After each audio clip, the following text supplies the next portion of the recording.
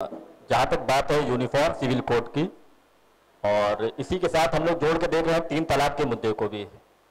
तो यूसीसी पहले इसका मतलब समझना होगा हमें कि इसकी अनिवार्यता क्यों आई है। अभी तक क्या 27 वर्ष हो गए हैं, भारत को समान नागरिक संहिता की जरूरत नहीं पड़ी, तो अभी अचानक क्यों?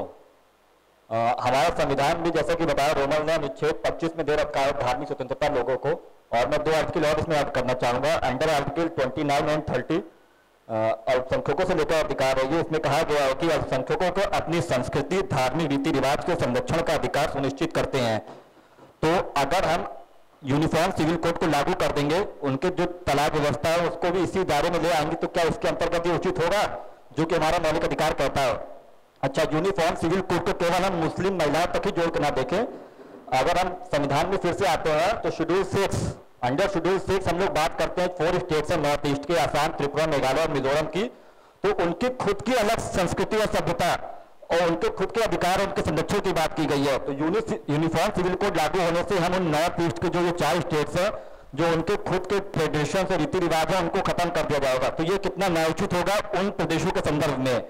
तो ये बहुत ही विस्तृत प्रश्न है हमारे समाज के लिए, देश के लिए भी, और उसको केवल एक मुस्लिम महिलाओं को लेकर ही नहीं लिखना चाहिए। जहां तक ट्रिपल तलाक की बात है, निश्चित तौर पर उसमें कुछ ना कुछ ऐसे कदम उठाया जाए कि उन महिलाओं की सुरक्षा को लेकर और उनके जो न्यायोचित करने की बात है, जैसे कि बताया कि under article 14 right to equality में बताया गया है कि सभी को समान अधिकार है। तो उसके तहत जो चीजें आती है वो 3 तलाक में लाई जाए और उसको खत्म किया जाए। बट यूनिफॉर्म सिविल कोड की बात है तो जहां तक मेरा मानना है कि ऐसी कोई व्यवस्था भारत में लागू हो ही नहीं सकती है और होगी भी नहीं। धन्यवाद।